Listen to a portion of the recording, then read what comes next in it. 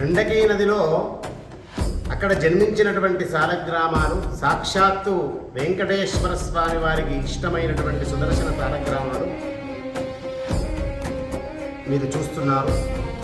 దివ్యమైనటువంటి ఈ సాలగ్రామాలను చూసి తరించండి. తొలి ఏకాదశి రోజున సాలగ్రామ దర్శనము చాలా విశేషము. గండకీ నదిలో జన్మిస్తాయి ఈ సాలగ్రామాలు. ఈ శ్లోకం నేను చెప్తాను, మీరు సాలగ్రామ దర్శనము చేసుకుంటూ పునీతులని శుభం జరగాలని. సాలగ్రామే శిలావారే పాపహారీ విశేషతః ఆజన్మకృత పాపానాం ప్రాయశ్చిత్తం దినే దినే.